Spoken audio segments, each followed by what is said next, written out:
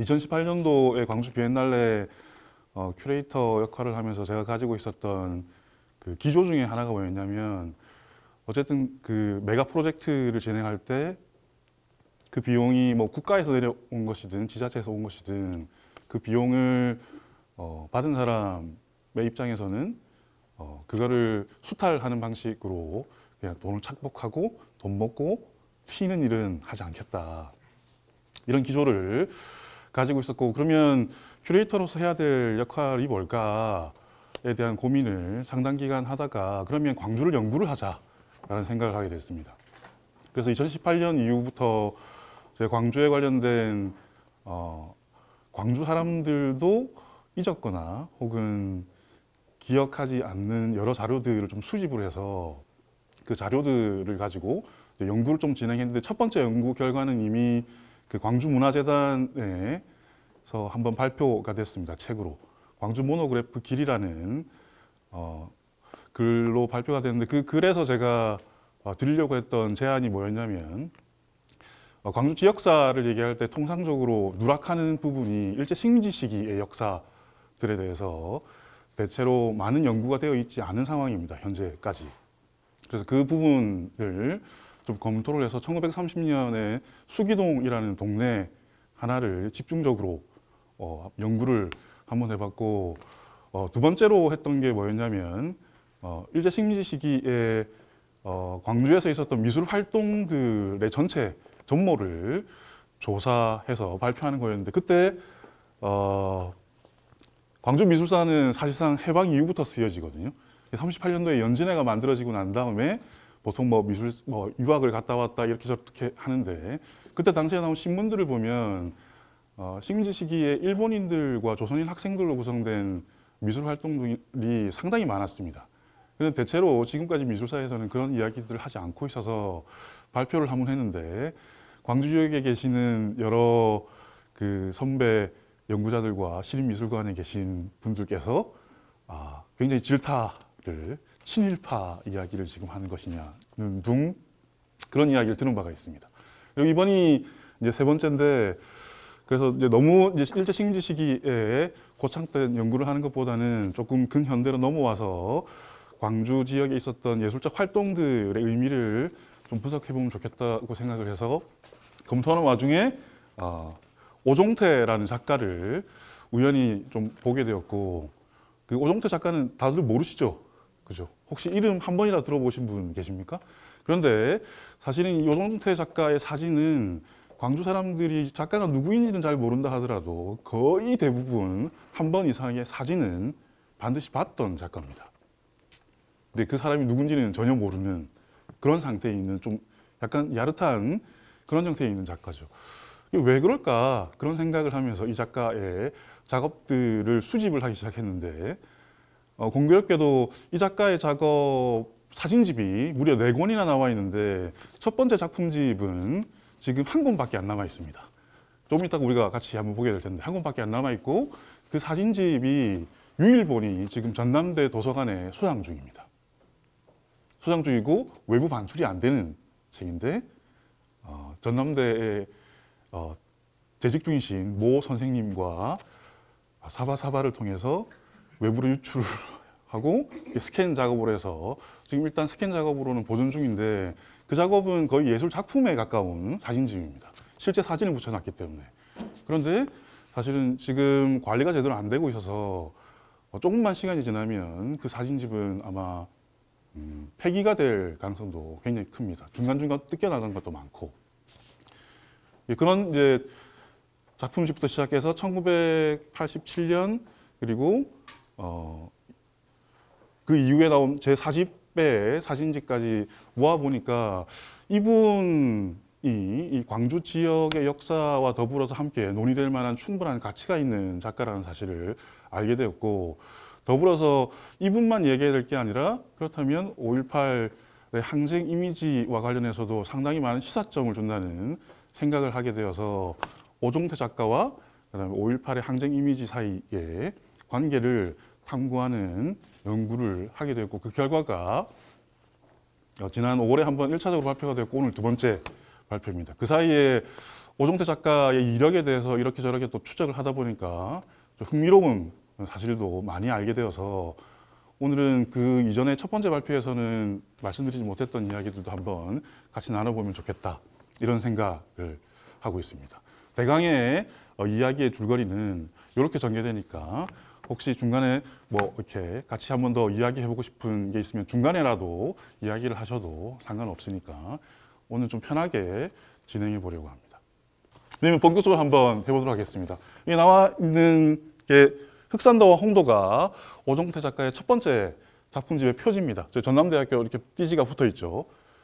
저게 지금 거의 이제 파손 직전의 상황까지 가 있는 거고, 두 번째 작품집이 눈이라는 작품입니다. 그리고 향토 담량이라고 되어 있는 게 이제 세 번째 작품집은 아닌데 세 번째 사진집이라고 할 수 있고, 그다음 네 번째가 무등산 풍경을 집중적으로 찍었던 사진집이 있습니다. 그게 이제 돌아가시기 직전에 마지막에 광주 지역에 서너 개 작가들이 모여서 작품집을 하나 발간해 줬는데, 그 작품집을 마지막으로 오종태 작가는 더 이상 사진 활동을 하지 않으시고 돌아가시죠. 근데 이분에 대해서 그 광주 지역의 공식적인 기록들도 잘못 기록되거나 좀 틀린 방식으로 기록된 게 굉장히 많습니다. 이분이 이제 흑산도 가셔서 찍은 사진인데, 네. 이게 지금 광주시청각 자료실에 있는 공식 기록에는 어떻게 되어 있냐면 1921년 담양 출생이라 되어 있는데, 실제 그 자서 기록에 보면 이분은 스스로 연보를 1917년생이라고 기록해 두고 있습니다. 근데 어디서 이런 오류가 났는지는 잘 모르겠는데, 그 광주 시립미술관에 첫 번째 사진가들의 기획 전시를 할 때도 1921년생으로 기록되어 있고, 여기도 1921년생으로 기록되어 있습니다. 그리고 여기에는 연보만 잘못되어 있는 게 아니라, 지금 이게 보시면 이게 1962 아우슈비츠의 잔해 A라고 되어 있고 1987년 아우슈비츠의 잔해 B라고 되어 있는데, 이 작업 연보도 제목도 잘못 기록되어 있습니다. 이게 왜 이런 혼란이 발생할까? 제가 이제 문제의식은 여기서부터 출발했습니다. 이게 원래 찍어진 시기는 대략적으로 1960년에서 61년 사이에 촬영된 것으로 보이고, 그때 전시를 했을 가능성이 굉장히 큽니다. 그 배동신이라는 혹시 수채화가는 들어보셨죠? 그분이랑 오종태 작가가 매우 친밀한 관계여서 여수, 순천, 목포 등지에서 둘이 2인전을 많이 합니다. 그 2인전을 했을 때 이 두 작품이 전시가 되었을 가능성이 좀 큰데 사실은 확인할 수 없습니다. 근데 다만 아까 두 번째 사진집이었던 그 1987년에 나왔던 눈이라는 사진집, 아까 표지에 나왔던 그 눈이라는 사진집에 보면 제목이 이렇게 기록되어 있지 않습니다. 이렇게 기록되어 있지 않고 조형 3 그레이브, 무덤이라는 뜻이죠. 조형 3 그레이브라고 되어 있고, 그 다음에 오른쪽에 있는 이 사진 이미지는 조형으로만 기록되어 있습니다. 달리 말하면 요 아우슈비츠의 잔해라는 이 제목은 사후에 붙여졌을 가능성이 굉장히 크죠. 그죠? 여기까지 뭐 어려운 이야기 제가 드리는 건 아니잖아요. 그죠? 원래는 이 작업은 조형이라는 이름이 붙어 있었던 작업일 뿐인데, 사후적으로 1987년 이후에 아우슈비츠의 잔해 A, B로 붙여졌을 가능성이 큽니다. 그런데 여기 나와 있는 아우슈비츠 잔해 A, B라는 제목도 오종태 작가는 한 번도 쓴 적이 없습니다. 제일 마지막에 나온 사집에 보면 아우슈비츠 잔해 1, 2라고 해놨지 A, B로 해놓진 않았거든요. 그러면 이 시청각 자료실에 있는 오종태 작가의 사진만 본다 하더라도 그 사진에 대한 정교한 기록들이라고 신뢰하기가 굉장히 어려워지는 거죠. 공식 아카이브인데도 불구하고 이런 잘못된 표기 사항들을 그냥 놔둬야 되는 건가, 빨리 수정해서 고쳐야 되는 게 아닌가. 그리고 이 제목을 잘못 기록한 건 광주 시립미술관도 마찬가지입니다. 잘못 기록하고 있어요.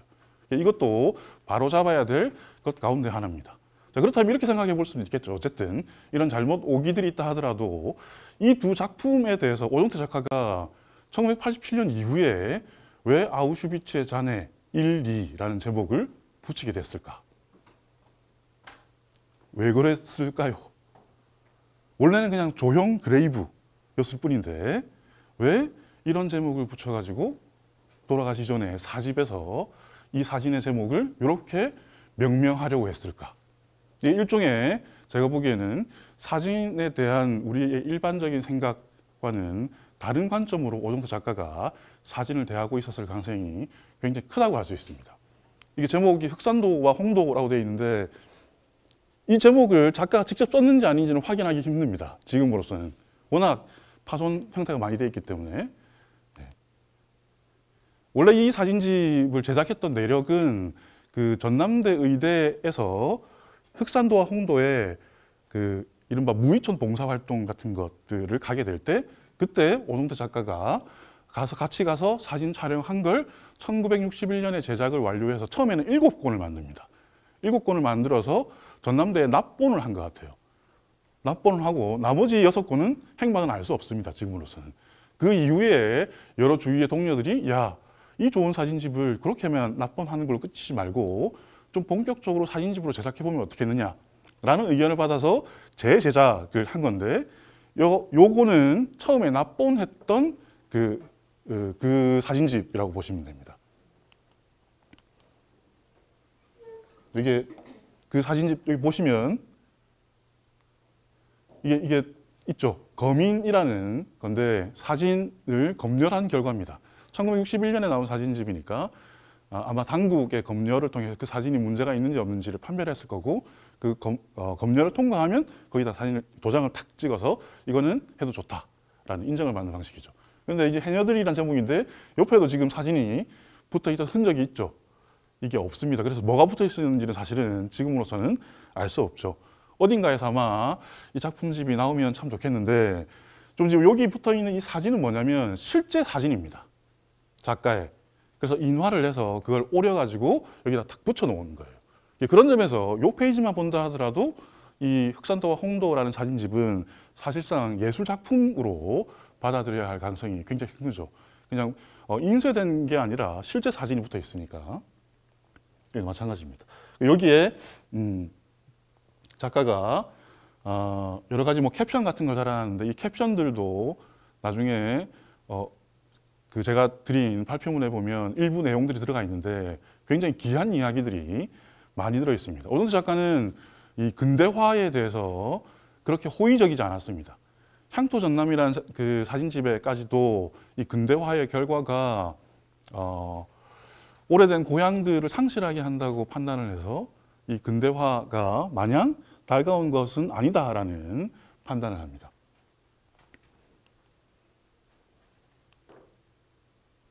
여기는 아예 사진이 누가 뜯어갔죠. 누가 뜯어간 사진이 광주시청각 자료실에 있나 이런 생각도 들긴 한데 이 사진도 굉장히 유명한 사진입니다. 원래 이제 그 흑산도 홍도 쪽에서 고래잡이를 했다고 하죠. 그 고래잡이 기록을 남긴 제가 알기로는 첫 번째 작가가 오정태 작가입니다. 그리고 이런 사진들.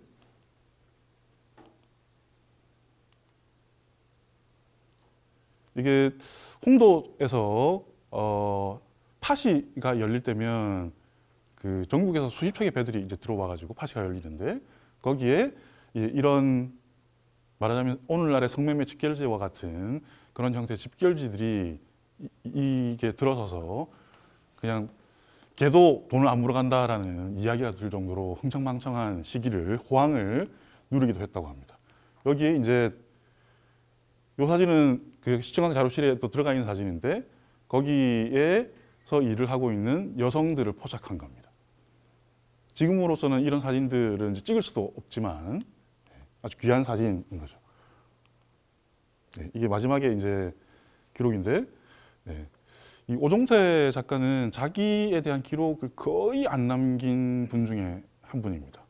4권의 사진집을 냈음에도 불구하고 이 사람의 생애사에 대한 정보가 양력을 제외하고는 알 수 있는 게 거의 없어요. 그리고 배동신 작가와 좀 친한 친분 관계였다. 그 정도만 사실은 남아있고 지금 광주 지역에서 오정태 작가의 이력에 대해서 알고 계신 분들은 거의 이제 나이가 굉장히 많으신 분들이 아니면 알기가 굉장히 어렵죠.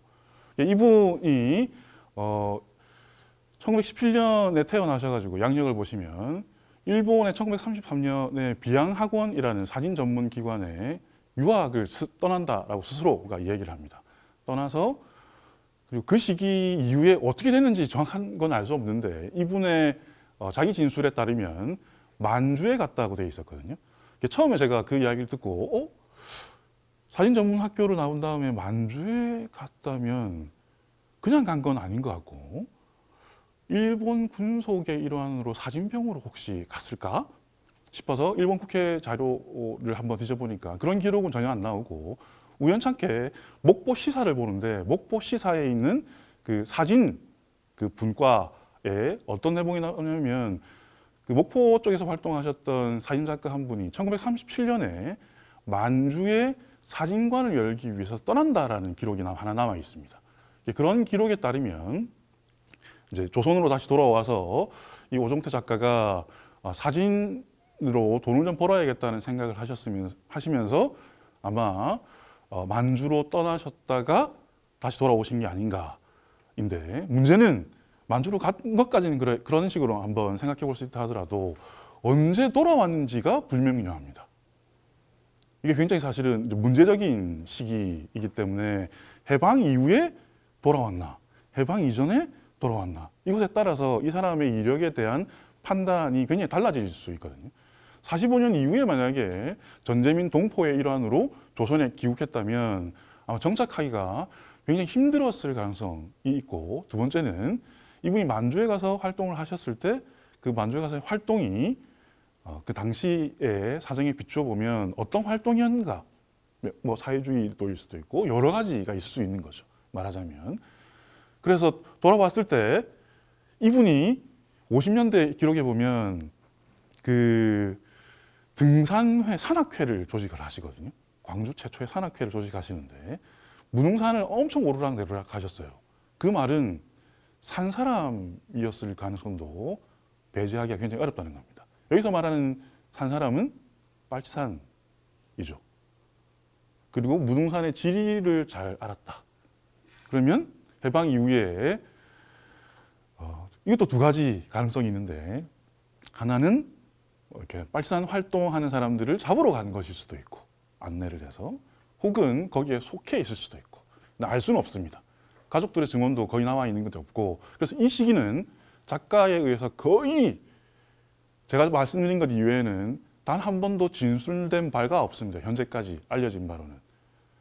그래서 이 시기에 굉장히 저는 궁금한 대목인데 어쨌든 이것도 일종의 신비에 쌓여 있는 생애사입니다. 그리고 이제 산악회 활동들을 쭉 하시면서 계속 무등산 촬영을 지속을 하시는데 그 1970년대에 손잡벌 되는 그 친구가 광주 전남 최초로 히말라야 등반을 갔다가 사고사로 돌아가십니다. 그때 한번 신문에 대서 특별대비해서 인터뷰가 한번 짧게 나온 적이 있거든요. 그리고 그 이후에 1980년에 혹시 충장로 쪽에 있었던 나하나 백화점이라고 들어보셨습니까? 나하나 백화점. 혹시 나하나 경양식 여긴 전부 다 20대들만 계시는 건 아니에요. 그 충장로 쪽에 나하나 백화점이라는 게 1980년에 만들어지는데 처음에는 저는 이분이 80년에 화순으로 내려가가지고 밭농사를 짓는다고 생각했는데 제가 얼마 전에 전남일보 이제 그 신문 기사들을 계속 뒤져보다가 이 나하나 경양식 집을 운영을 하시는데 이분이 이게 언제 생긴 거냐면 1980년 2월인가 3월에 생기는 가게입니다. 그러면 그 가게를 운영하셨으면 1980년 5.18 때 이분이 그 충장로 쪽에 계속 계시면서 그 현장을 목격하셨을 가능성이 굉장히 크다는 생각을 제가 하게 됐죠. 그리고 이분은 5.18에 대해서는 단 한마디도 얘기한 적이 없습니다. 역사를 얘기할 때, 한국의 역사를 얘기할 때 해방, 그 다음에 4.19, 그 다음에 1987년으로 바로 넘어갑니다. 중간에 80년에 대한 이야기는 거의 하지 않으시고 왜 그런지 잘 모르겠어요. 이게 또 일종의 무언가 신비에 쌓여있는 형태입니다. 이 작가의 생애에 대해서는. 자, 그런데 이제 관건은 이런 거죠. 아까 우리가 말했던 이 작업을 보시면 이 작업 제목이 어쨌든 원래는 조용 3 그레이브라는 제목이 붙었다가 1987년 이후에 아우슈비츠라는 이름으로 바뀝니다. 아우슈비츠는 다들 아시겠지만 일종의 수용소이죠. 생명 권력이 역사상 최초로 유대인들을 대상으로 해서 실험되었던 장소이기도 합니다. 장소인데도 동시에 비장소죠. 있지만 지각되지 않는 곳으로 알려져 있기도 합니다. 이제 이런 눈이 쌓여있는 설경을 보고 그걸 무덤이라는 이미지로 생각하면서 아우슈비츠라는 이름을 붙였다는 건 이분이 자신의 사진을 사후에 사실은 새롭게 조명하거나 발명했다라고 판단해 볼 수 있습니다. 발명한 거죠. 자기가 사진을 찍어 놓고 그냥 조용이라는 이름을 붙였다가 그 이름을 철회하고 나중에 그 사진의 이미지에 대해서 다른 방식으로 명명함으로써 새롭게 발명한 것이라고 생각해 볼 수 있습니다. 사후라는 말이 돌아가시기 직전에 사후적, 사진을 찍고 난 다음에 돌아가시기가 아니고 사후적으로 이후에 이런 제목을 붙이신 거죠.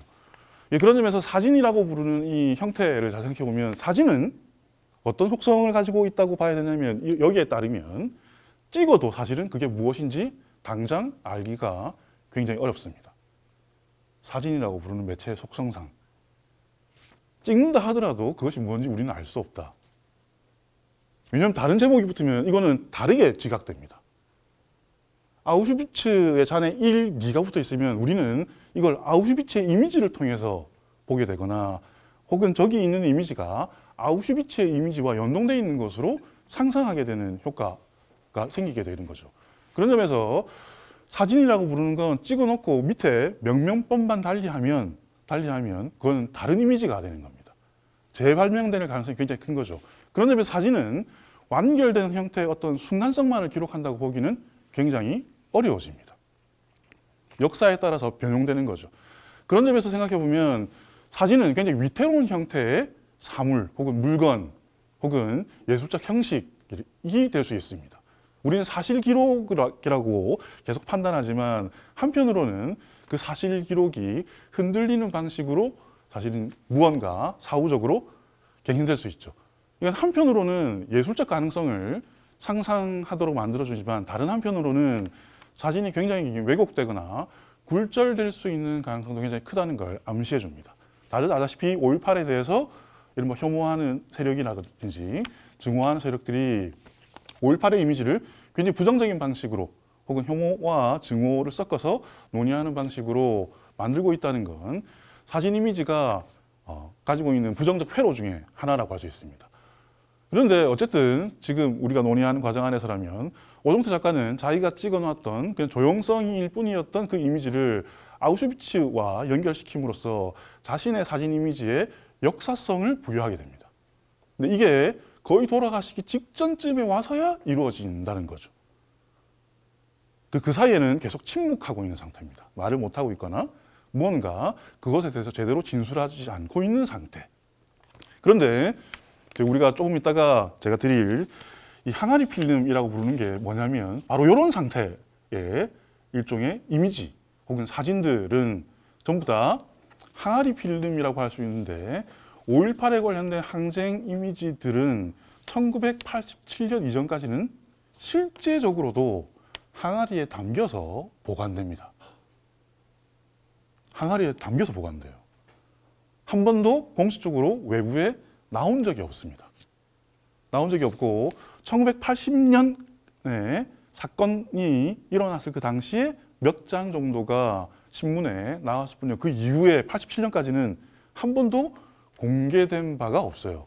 지금 우리가 경험하는 5.18 사진 이미지는 전부 다 87년 이후에 보는 것들입니다. 그럼 이렇게 생각해 볼 수 있겠죠. 그러면 그 87년에 다 나왔나? 그런 이미지가. 다 나왔을까요? 5.18에 관련된 모든 이미지는 다 나왔나? 아니겠죠, 당연히. 사진의 이런 속성에 따르면. 다 등장한 것이 아니라 사실은 아직도 항아리에 담겨있는 필름이 있을 가능성이 굉장히 큽니다. 이 단적인 예로 2019년도에 새로 발굴된 동영상 필름이 하나 있었죠. 기억나십니까? 사건 이후에 흑백 필름으로 찍은 영상이 하나 기록관에서 그걸 수집을 해서 한번 공개를 한 적이 있습니다. 2019년도인가 2018년도에. 제가 뭐 남의 나라 이야기를 하는 건 아니죠? 예? 그 말은 아직도 어딘가에 이런 항아리 필름들이 잠복해 있을 가능성이 굉장히 크다. 이건 사진 이미지만 그런 게 아니라 사실은 동영상도 있을 가능성도 굉장히 큽니다. 좀 이따 제가 광주 전남 통계연보에서 찾아낸 발굴한 자료에 따르면 광주에 사진뿐만 아니라 그다음 영상 제작 역량들도 충분히 갖추어져 있었기 때문에 그런 근거들에 따르면 일종의 항쟁 이미지들이 아직 훨씬 더 풍부하게 잠복해 있을 가능성이 지금으로서 굉장히 크다고 할 수 있습니다. 그리고 더군다나 이 항아리 필름이 지금 광주에만 있는 것은 아니다. 있는 것은 아니고 목포나 뭐 이런데 나주 쪽에서도 남아있을 가능성이 굉장히 크죠. 그러면 지금 온데 다 사실은 항아리 필름들이 다 있을 수도 있습니다. 그리고 1980년 5월 18일 날 제가 결혼식 자료를 좀 찾았거든요. 그날 누가 결혼했나? 그래서 전남일보랑 여러 가지 자료들을 찾아보니까 결혼한 사람들이 상당수가 있습니다. 결혼만 했을까요? 결혼식에 결혼만 합니까? 사진도 찍잖아요, 그죠? 그리고 영상도 촬영했을 가능성이 있습니다. 그때 당시에 광주에 있었던 기업이 아니라 영상 촬영소, 동영상 제작소가 최소한 두 곳 이상이 있었기 때문에 영상 촬영도 남아있을 가능성이 지금으로서는 굉장히 큽니다. 그리고 전남도청에서 소재하고 있었던 촬영기가 1976년부터 7대인가 정도 가지고 있었거든요. 그런데 1981년 자료를 보면 1980년에 전남도청에 남아있는 촬영기 16mm 카메라 촬영기의 대수가 0으로 표기되어 있습니다. 누가 가져갔겠죠, 당연히. 가져가기면 가져갔을까요? 누군가 촬영을 했을 가능성도 있습니다.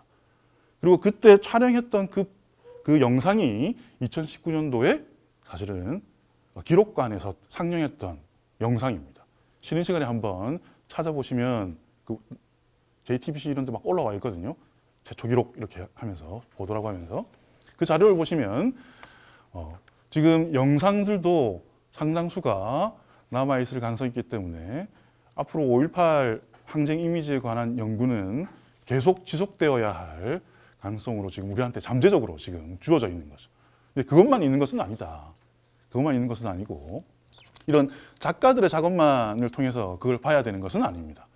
제가 조금 이따가 드릴 이야기는 작가들의 작업만이 아니라 이 당시에 광주의 사진 동호회가 엄청 활기를 띱니다. 엄청 활기를 떠요. 그리고 광주의 미디어의 조건은 이렇습니다. 그 당시에 양대 산맥이 있었죠. 신문사. 전남일보. 지금 전남일보가 완전히 다른 데입니다. 전남일보와 전남매일신문이 있었고 전남일보와 전남매일신문이 발간하는 두 가지 사진 잡지가 있습니다.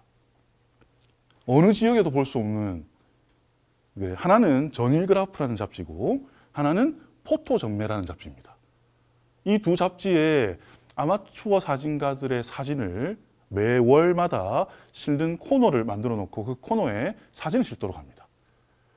사진 동호인이 엄청 늘어나겠죠. 그리고 이것만 있는 게 아니라 백양사 사진 콘테스트, 미스 전남 예쁜 어린이 선발 기념 사진 대회 이런 걸 70년대 이후에 계속 진행합니다. 심지어 5.18 끝나고 나서도 미스 전남 예쁜 어린이 선발대회 기념 사진 대회를 개최합니다. 6월 달에. 그게 신문에 나오기도 보도가 되기도 합니다.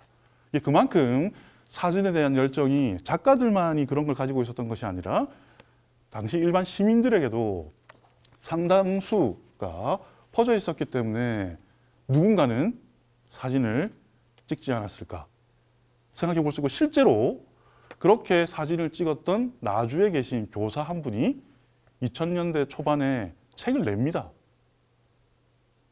5.18에 관련된 사진집을.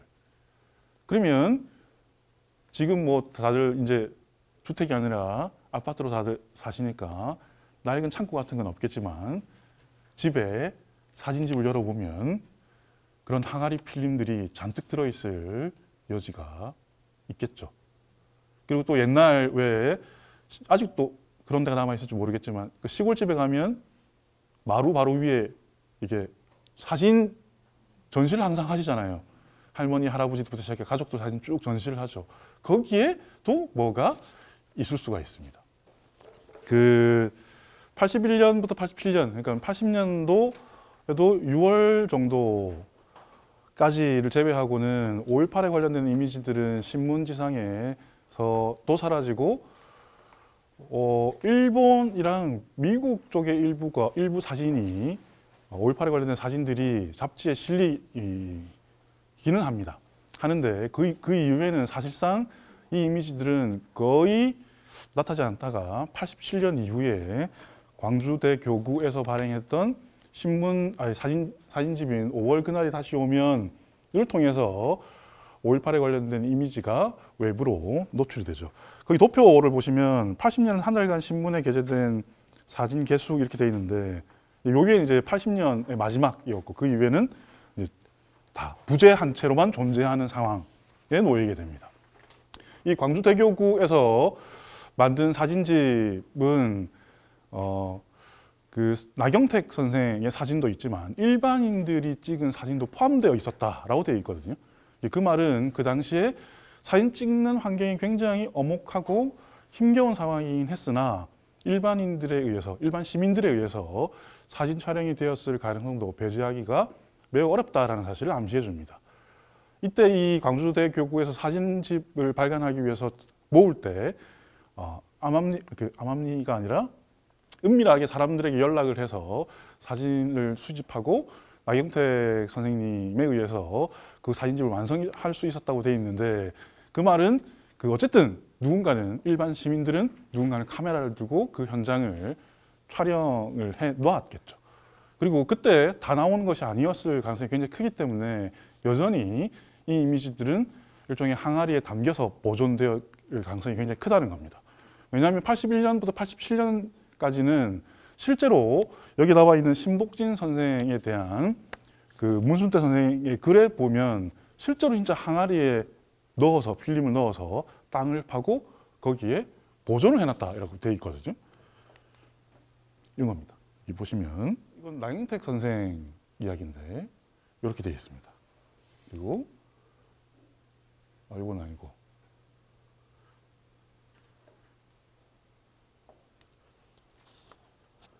7페이지의 인용문 한번 7페이지에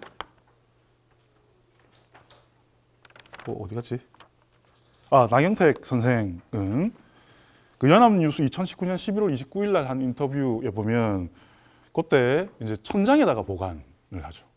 항아리에 보관하거나 천장에 보관하거나 어디에 은밀히 싸서 보관하는. 사진이 어딘가에 무언가 쌓여 있는 상태. 그 들레즈라는 철학자가 기호라는 걸 설명을 할 때 기호를 어떻게 설명하냐면 이렇게 항아리 안에 들어가 있는 물건이 반쯤만 보이는 상태를 기호라고 들레즈는 스스로가 이제 불렀습니다. 반쯤만 지각되는 거죠. 전모를 알 수 없는. 이 5.18의 항쟁 이미지들은 실제로 찍었다 하더라도 우리는 그것에 대해서 반쯤만 알 수 있는 무언가로 남아 있는 거고 그게 우리한테 계속 이렇게 현실로 되돌아오는 그런 형태를 취한다고 할 수 있습니다. 아까 말씀드렸다시피 이런 형태에 대한 그 근거를 보여주는 건 광주 전남 지역의 이런 미디어적 상황이라고 할 수 있는데 여기 신문 기사의 인용입니다. 이걸 보시면 이게 코닥 회사의 종합 그 판매 대리점이 광주 지역에 이제 서게 됩니다. 그러면 필름 수요가 이 지역에 굉장히 많았다는 걸 뜻하고 그 종합 판매소가 있다라는 사실은 사람들이 어쨌든 뭐 사진에 대한 열정 이런 것들이 굉장히 이제 많이 있었다는 걸 암시해 주는 거죠. 이게 지금 화면이 거의 안 보이는데 여기 보면 이제 아까 말씀드렸던 5.18 당시의 결혼식 관련한 기사입니다. 여기에 잔뜩 실려 있습니다. 여기에도 그런 기사들이 실려 있고,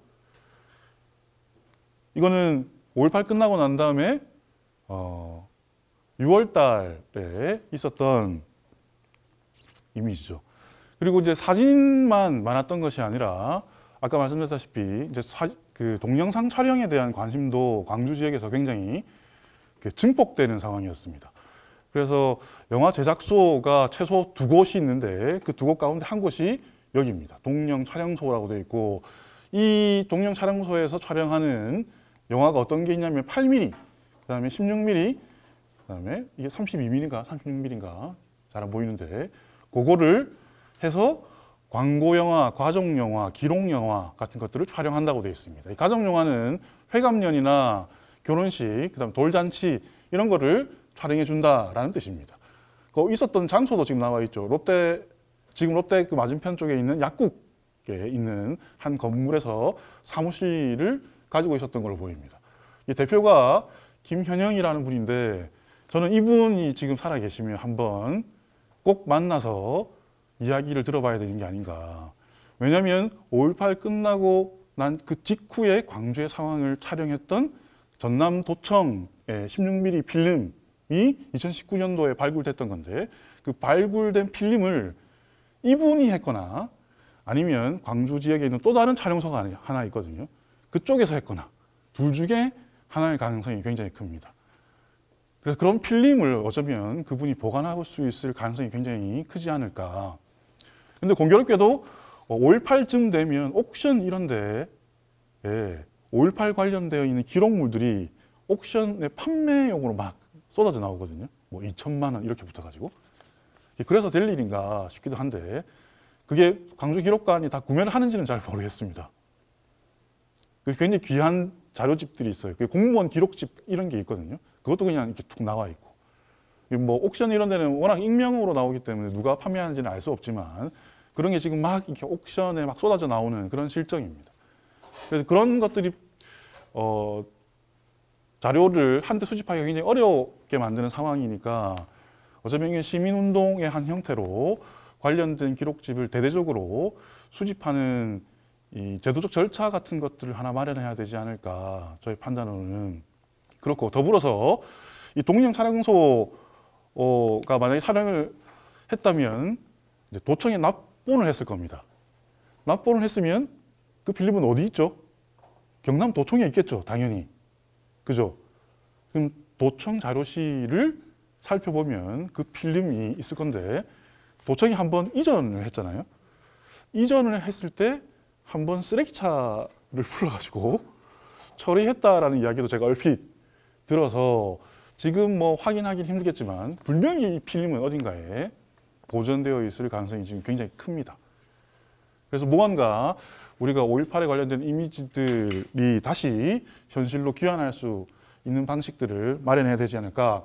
이게 전남 지방 통계 자료입니다. 이 자료를 보시면 80년에 발간된 자료거든요. 80년이니까 80년에 대한 기록을 쓰는 것이 아니라 79년까지의 통계를 내는 겁니다. 거기 보면 79년까지 지금 촬영기가 여전히 세대가 남아 있습니다. 도 본청에. 7대, 6대, 세대 이렇게 돼 있는데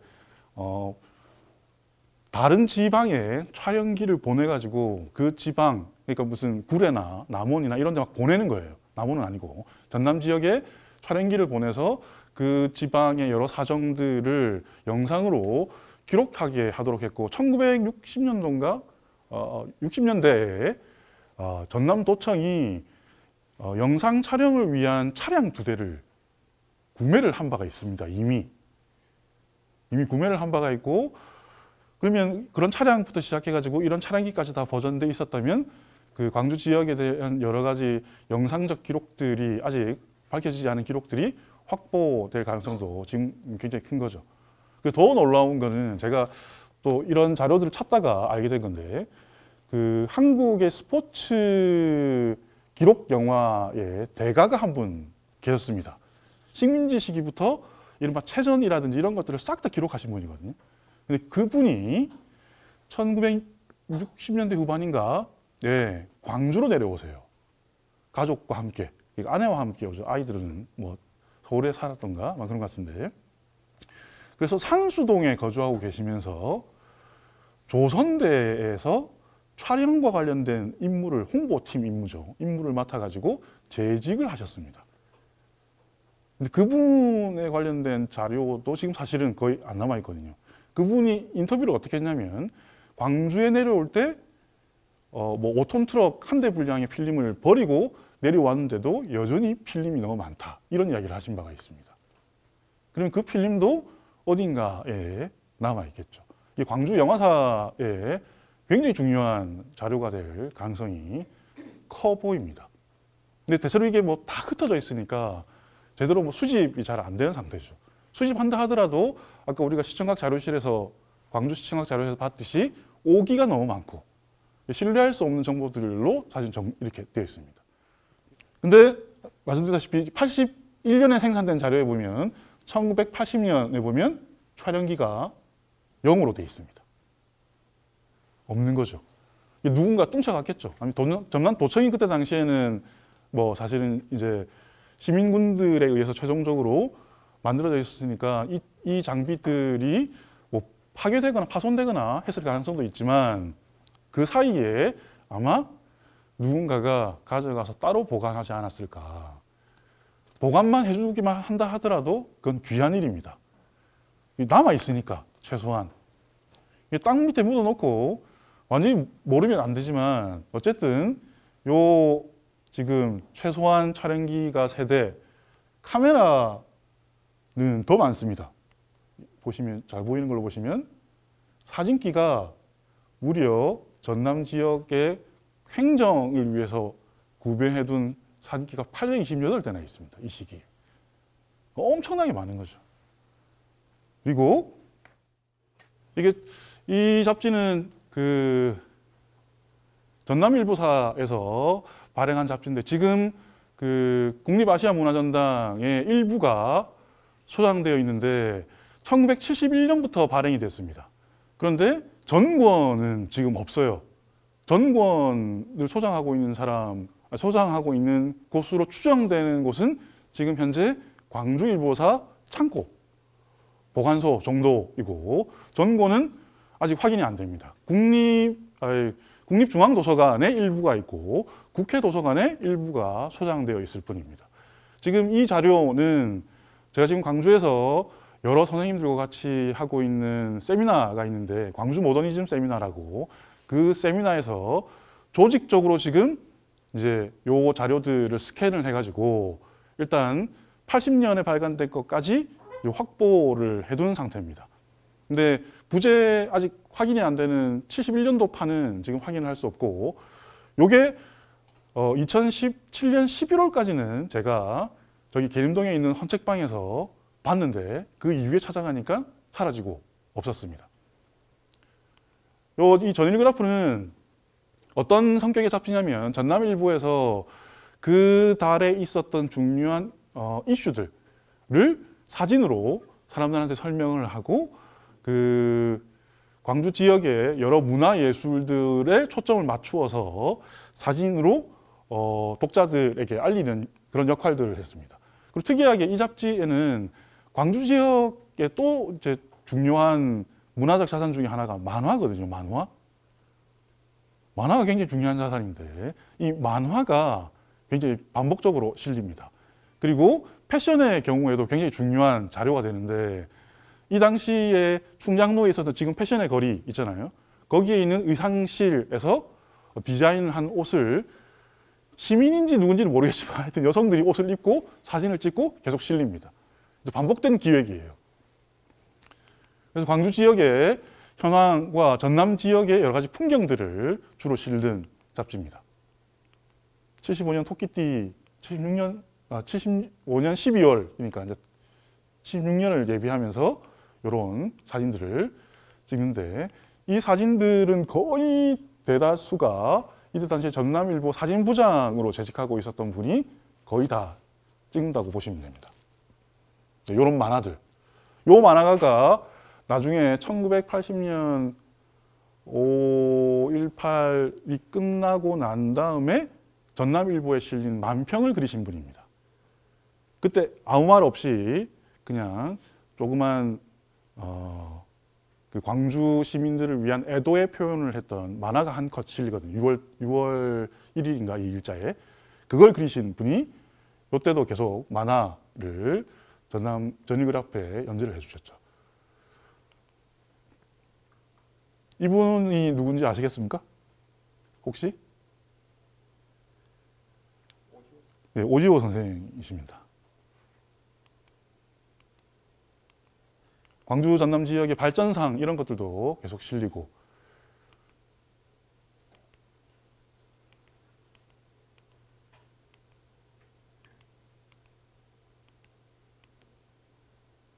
이런 것도 여기도 지금 보시면 카메라를 하나 딱 들고 있죠. 이분들은 생존해 계실 가능성이 굉장히 큽니다. 그래서 75년 12월이니까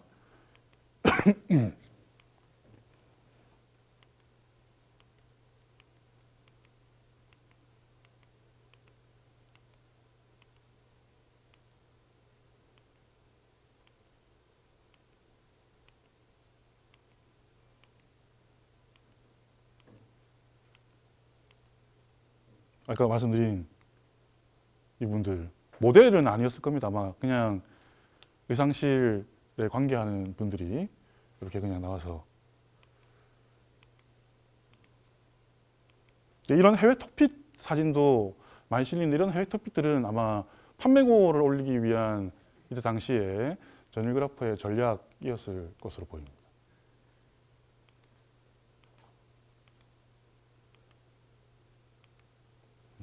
그리고 포토 전매를 한번 보도록 하시죠. 포토 전매는 그 전남메일이랑 전남일보는 경쟁사였는데 전남메일이 항상 한 발짝 늦었습니다. 뭔가 이렇게 생산할 때 자료 같은 것들을 보거나 생산할 때 늦게 생산하는데 전일그래프가 1971년도에 만들어지고 포토 전매가 74년에 창간을 하는 걸로 되어 있거든요. 그래서 양식은 거의 대동소이합니다. 전일그래프랑.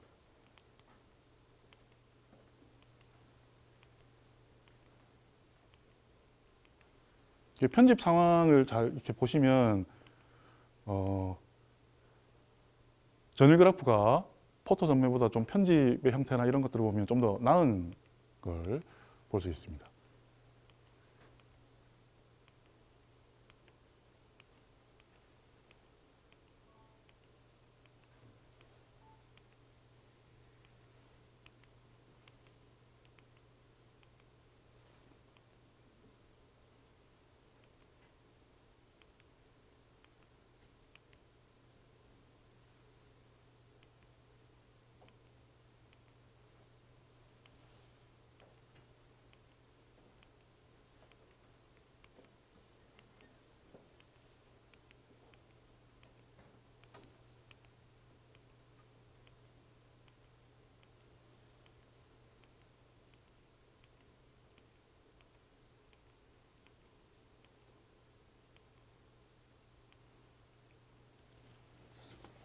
어떤 것 같습니까? 포토 전매랑 전일그래프 보시니까 뭐 별 생각이 없으시죠? 사실은 뭐 관심이 없으시니까 저만 이런데 관심을 사실은 두고 있는 건가 싶기도 한데 이런 것들은 전부 다 연구의 대상들입니다. 지금은 연구의 대상들이고 그 안에 포토 전매랑 전일그래프는 전부 다 사진으로 사실은 다 채워져 있기 때문에 그 사진의 내력이라든지 그다음에 그 당시에 전남일보랑 포토 전매가 이런 기획들을 통해서 획득하려고 했던 것이 도대체 어떤 것인지 이제 주의 깊게 봐야 되는데 이 잡지나 신문사가 1970년대부터 했던 중요한 활동 중에 하나가 뭐냐면 광주 전남 지역의 전통에 대한 복원과 관심이 굉장히 컸습니다. 이 예향담론이 언제 등장하게 되죠? 광주를 보통 이제 수사할 때 예향이라고 부르잖아요. 근데 그 사실은 인위적으로 만들어진 용법인데 한 연구자는 1984년에 월간 예향이 만들어지면서 예향 담론이 광주를 수사하는 중요한 용어법이 됐다는 진단을 한 바가 있는데 제가 이해하기로는 1980년 6월달 신문에 보면 전남일보 신문에 보면 예향 광주라는 표현이 엄청나게 있습니다. 말하자면 80년 5.18 끝나고 바로 그 다음부터 광주를 예술의 고장으로 수사하려고 하는 이 담론 전략이 굉장히 확대되죠. 그런데 없는 담론을 만들기는 굉장히 어렵습니다. 그럼 그 이전에 광주를 수사하던 용어법이 있어야 되겠죠. 이전에 광주는 뭐였을까요? 예향의 도시 광주. 그러면 그 이전에는 뭐로 수사했을까요? 교육의 도시 광주입니다. 교육도시 광주에서 예향도시 광주로 바뀝니다. 그리고 교육도시와 더불어서 가장 광주에서 강조했던 담론 전략 중에 하나가 뭐냐면 전통문화복원입니다.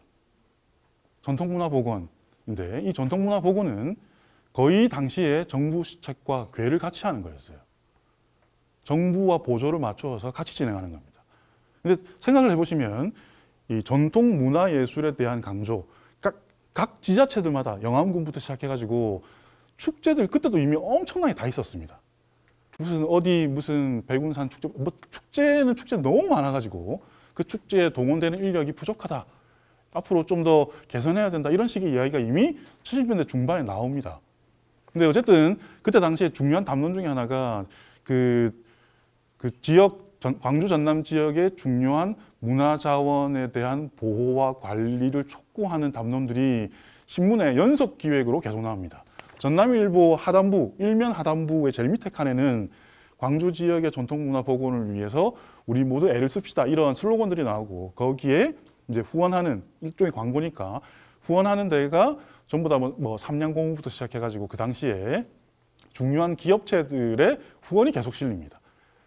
이게 말하자면 예향 광주라고 부르는 이 수사가 등장하기 위해서는 1970년대에 있었던 전통문화 복원에 대한 수사의 변형체로 사실은 온다는 거죠. 그 말은 뭘 뜻하냐면 예향도시 광주라고 부르는 이 수사가 그냥 단순히 예술에 대한 이제 관심의 차원에서 나온 용어법이 아니라 지배와 통치의 용어로 활용되었을 가능성이 굉장히 크다고 생각해 볼 수 있습니다. 네. 지배와 통치의 용어인 거죠. 예향이라고 부르는 용법이. 그리고 그 용법에 따라서 생각을 해보면 1970년대까지 광주 지역의 파워 엘리트들이 제일 이제 관심을 가졌던 게 뭐였냐면 그 국가기관 산업단지 시설을 유치하는 거였습니다. 그래서 계속 그 이야기를 하거든요. 국가에다가 계속 요청합니다. 끊임없이, 쉼없이 요청하는데 안 받아들여지죠. 안 받아들여지고 그게 좌절되니까 바로 태도 전환해가지고 예향 담론으로 확 바꿔서 광주 지역의 인프라들은 현저히 낮은 상황인데 이제 계속 자의식, 이른바 요즘 용어로 하면 정신승리의 형태가 구성되고 거기에 이제 혹하게 되는, 미혹되는 예술이 무언가 다른 방식의 삶의 가능성들을 보여줄 수 있는 것처럼 오인하게 되는 이런 착각들을 불러일으키게 되는 효과가 있지는 않았을까 생각하고 있고 지금 이제 네 번째 연구의 주제가 바로 이 주제입니다. 저의 주제가 이 예향론이라고 부르는 것이 무엇을 사실은 초래했는가. 그리고 이런 담론 아래서 광주의 지역 미디어가 굉장히 강조했던 게 뭐냐면 질서를 엄청나게 강조합니다. 질서를 지켜야 된다고 얘기해요. 무조건. 1979년에 광주 지역에 있었던 가장 큰 이슈 중에 하나가 전국체전이었거든요. 그래서 명랑도시 만들기 해가지고 길거리 침 뱉지 않기, 차선 잘 지키기 뭐 이런 특집 기획 시리즈를 20회에 가까운 거를 연재를 합니다. 그래서 질서를 계속 강조하죠. 질서를 지켜라, 질서를 지켜라, 질서를 지켜라. 그리고 5.18이 끝나고 난 다음에 바로 나온 이야기가 뭐냐면 질서 회복, 질서 회복, 질서 회복입니다. 이 광주 지역의 파워 엘리트들의 담론 체계 안에서 광주 시민들의 자율적인 어떤 성숙이나 진화 방식들을 고려해 본 적이 사실상 없는 것 아닌가 제가 판단할 때는 거의 통치의 기본적인 토대를 마련하기 위한 담론 전략들만이 굉장히 지배적이었을 가능성이 굉장히 크다. 그러니까 광주 하면 딱 광주의 예술 하면 생각나는 게 딱 뭐죠? 광주의 예술. 저기 조선시대부터 내려오는 이런 거잖아요. 그러니까 그 안에 일제식민지 시기에 대한 예술 이야기하면 이제 화들짝 놀라게 되는 거죠. 1938년에 만들어졌던 연진회, 왜 1938년이냐? 37년에 이른바 아시아 태평양 전쟁의 위기, 중일 전쟁이 발발하고 난 다음에 연진회가 뜬금없이 딱 만들어진단 말이죠. 그거 사실 좀 이상한 거 아닌가? 전남 진도에 있었던 그 화백 가문들의 그 작업들에 대한 재평가 작업들은 또 해야 되는 것 아닐까? 이런 이제 제기들을 하게 되면 이제 굉장히 큰 저는 나쁜 놈이 되는 거죠. 이제는 검토할 만한 기반이 충분히 만들어졌다고 판단을 하는데도 광주에 오면 저는 위축됩니다, 사실은. 한번 혼났기 때문에. 몰매를 조리돌림을 당한 거거든요. 공식 발표에서 그 이야기를 했다가. 그래서 이제 이야기를 못하겠다. 이제 더 이상 예술사에 대한 이야기는 그만하자. 그래서 지역사에 좀 더 올인을 해서 하자고 해서 연구한 게 이제 수기동에 관련된 연구인데 수기동 연구해 보니까 거의 전부 다 여성들은 자살하고 있고 마약하고 있고 이런 내용들이 미디어에 가득한 거. 다 그렇다는 건 아니지만 일제식민지는 그런 형태인 거죠. 그러니까 예향을 설명할 수 있는 용어가 없는 거예요. 저의 연구 안에서는. 그 질서에 안 맞는 거죠.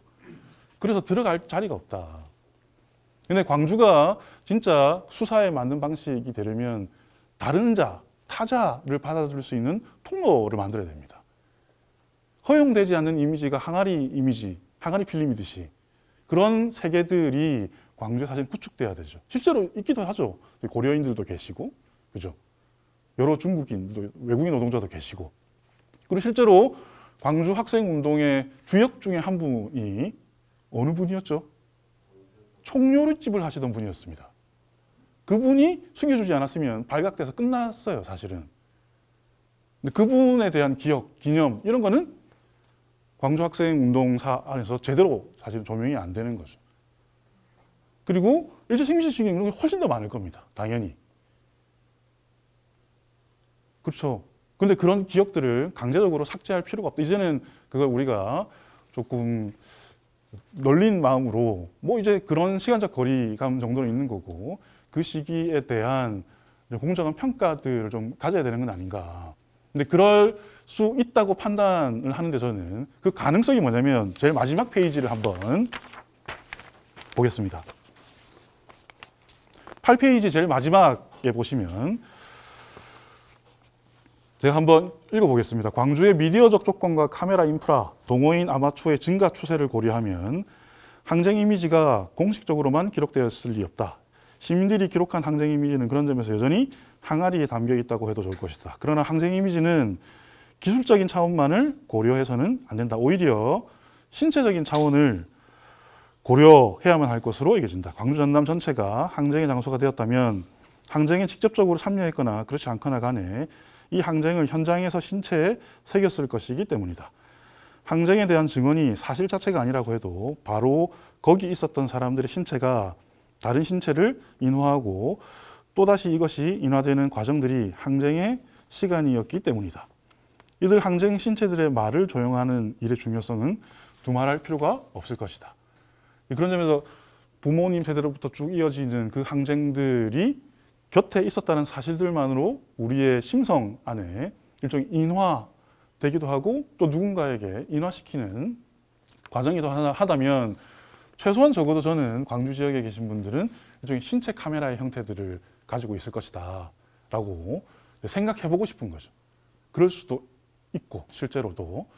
그래서 한번 증언자의 위치에 서고 나면 다시는 이전으로 되돌아갈 수가 없거든요. 이전의 상태로는 못 돌아갑니다. 한번 무언가를 스크래치를 심성구조에 새기고 나면 다시 그 이전 상태로 원래 복귀하는 것은 원리상 불가능하죠. 마치 코로나 이후에 우리는 코로나 이전으로 돌아갈 수 있는가? 그런 일은 이제 생기지 않는 거죠. 왜냐하면 코로나에 맞는 형태의 이른바 제도와 시스템, 여러 가지 구축들, 그다음 경제 시스템 이런 것도 다 구축했는데 코로나가 종식되고 난 다음에 이걸 다시 또 다 해체하고 다시 원래의 시스템을 복원한다 이런 일은 이제 가능하지가 않은 거죠. 사람들도 마찬가지죠. 그런 신체 카메라를 동원해서 그런 현상들을 그 증언들을 신체에 인화를 시키고 나면 그 이전으로는 못 돌아갑니다. 그런데 이제 문제는 이런 거죠. 이게 증언하는 자의 이야기 혹은 증언하는 자의 말을 항상 우리가 모욕하는 그런 경험치들이 있죠. 법적인 형태 아래서는 증언은 사실에 부합하는가에 따라서 법적 증언으로 채택되는가 그렇지 않은가를 판별합니다. 근데 증언은 사실을 얘기하는 게 아니에요. 예전에 이런 그 다큐 할미의 꽃이라는 다큐가 있었는데 그 다큐에서 어떤 장면이 있냐면 어떤 할아버지가 국민보도연맹으로 한번 끌려가가지고 자기 형을 찾으러 감옥에 갔다가 자기도 이제 걸려든 거예요. 걸려 들어가서 이제 맞고 고문하고 형은 돌아가시고 자기는 살아남은 겁니다. 살아남아가지고 이제 정신이 약간 이제 혼미해지셨죠. 근데 일기를 매일 써요. 교회에 매주 나가고 매일매일 일기를 쓰는데 일기에 쓴 내용을 알아들 수가 없는 거예요. 그 읽어봐도 무슨 내용인지 무엇을 말하는지 사실은 알 수가 없다. 증언이라고 부르는 건. 그 트라우마라고 부르는 건 현실의 언어로 번역이 안 되는 겁니다. 당연히. 그렇겠죠. 그 트라우마가 현실의 언어로 바로 번역되면 우리가 다 이해하고 지각할 수 있겠지만 설명될 수 없는 형태의 무언가로 나온 거죠. 무엇을 말할 수 있는가. 사실을 증언하는 것이 아니다. 내가 거기 있었다는 사실을 증언하는 거죠. 그분들은. 그래서 알아듣기가 힘듭니다. 말하는 말을. 무슨 말인지도 알 수 없고. 근데 사실을 말하라. 계속 우리는 요구하는 거죠. 사실을 얘기해라. 못 알아듣습니다. 그리고 최근에 이제 페미니즘 진영 내에서 연구한 결과들에 의하면 이른바 그 폭력의 경험들을 했던 당사자들의 경험치들이 뭐냐면 대부분 다 환상을 얘기합니다. 예를 들자면 일본군 위안부 성노예여셨던 분들의 증언집을 보면 증언이 조금 되다가 중간 부분 넘어가면 어떻게 되냐면 판타지로 넘어갑니다. 환상으로 넘어가요.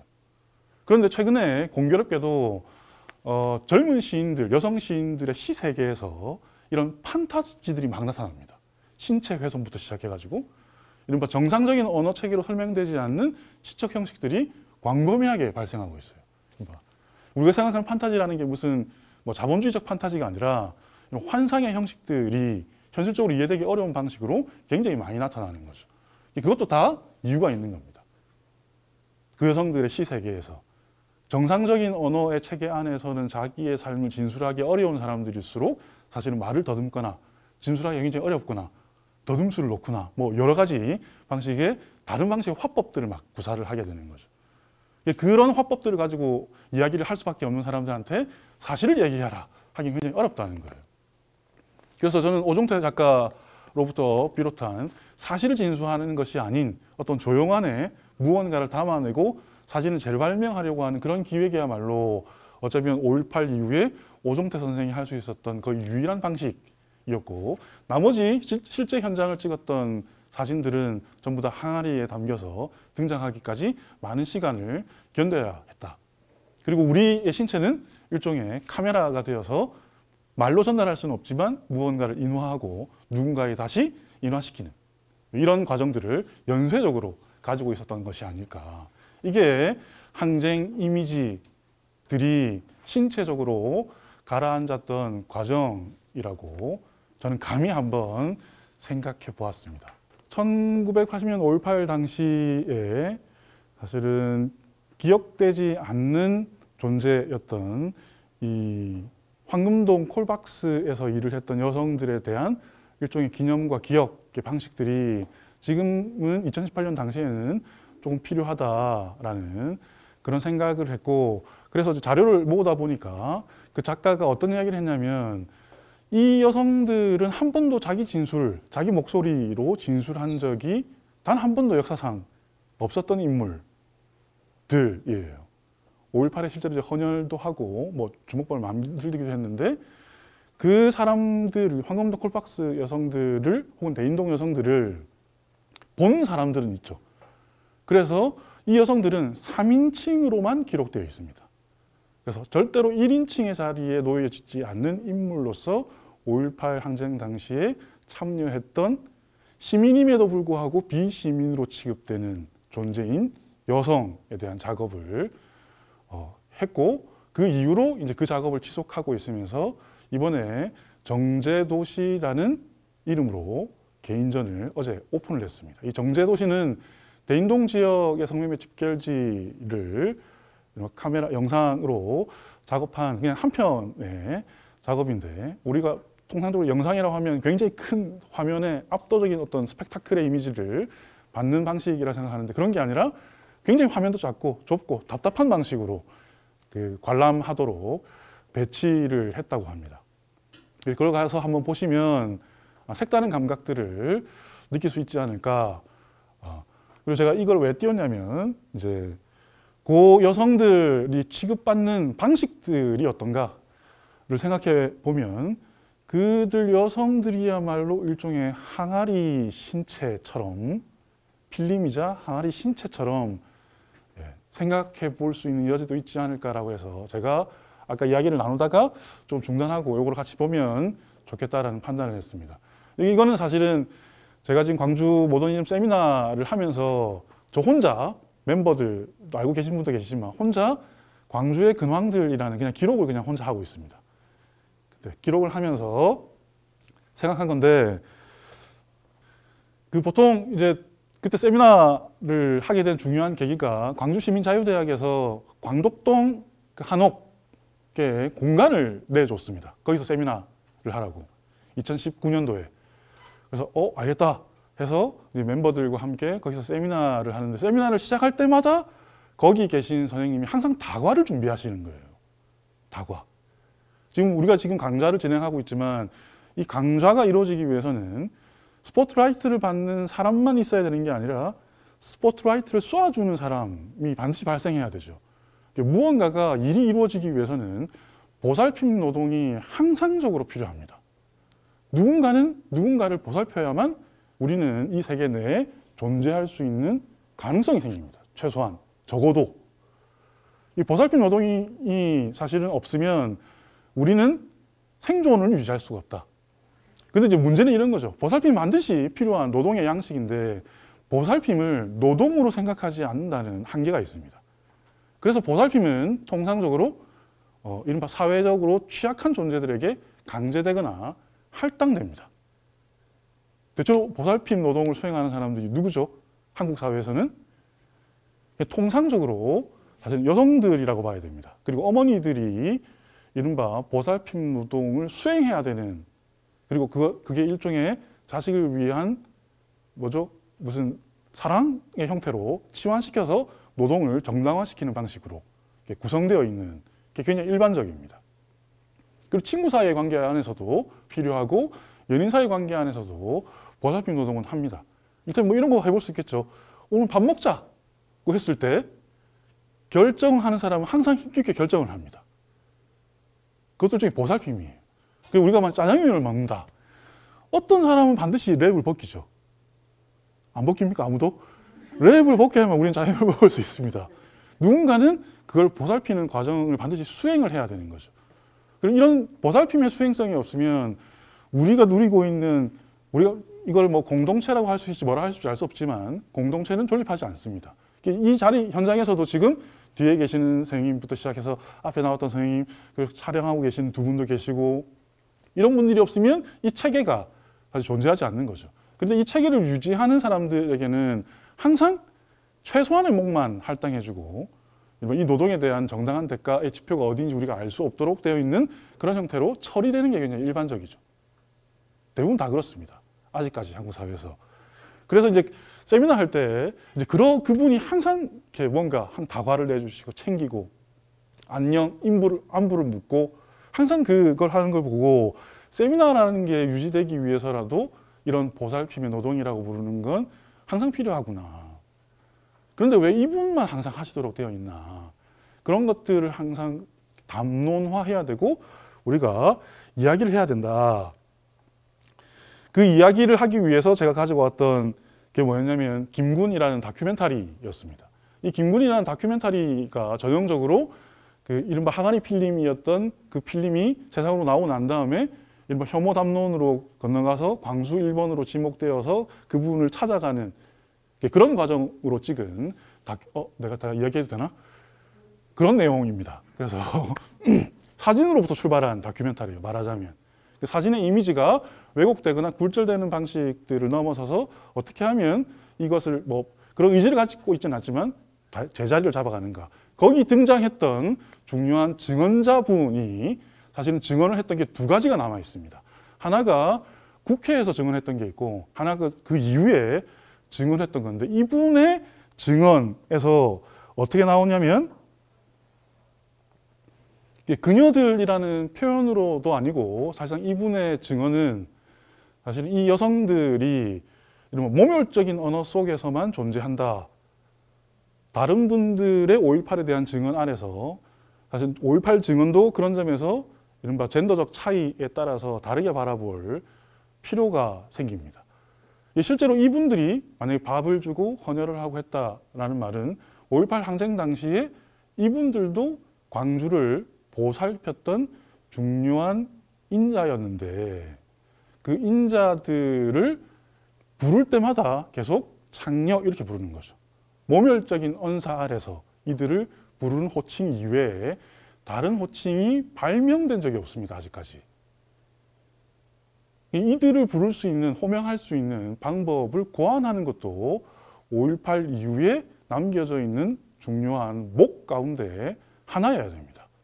다른 사람들은 다 이름을 부르거나 부르는데 3인칭으로 불리는 그녀들을 호칭할 때 이분의 증언, 두 번의 증언에서 마찬가지입니다. 창녀 이렇게 모멸적 언사로. 이분들은 소환될 때도 모멸적인 방식으로만 소환되는 거죠. 현실에 귀환될 때도 모멸이 없으면 존재할 수 없는 이런 형태로 만들어져 있습니다. 이것도 만약에 우리가 발명해낸 일종의 항아리 신체들에 가깝다면 이분들도 그렇다면 이분들도 모멸적인 혹은 증오와 혐오 발화로 귀착되지 않는 방식의 새로운 명명법을 고안하는 게 우리한테 주어져 있는 중요한 목 가운데 하나가 아닐까라고 저는 생각이 들었습니다. 그래서 이 이야기를 제가 하는 이유는 아까 정유승 작가가 이분들의 좌표를 어쨌든 힘들지만 구축해 보기 위해서 그런 영상 작업을 하고 있는 것이고 그 영상 작업을 함께 인화시켜 보는 과정을 경험해 보셨으면 훌륭하지 않을까라는 판단이 들어서 제가 일부러 다른 이야기 대신에 이 이야기를 조금 같이 나눠봤으면 좋겠다고 생각해 시간을 조금 주시라고 요청을 드렸던 겁니다.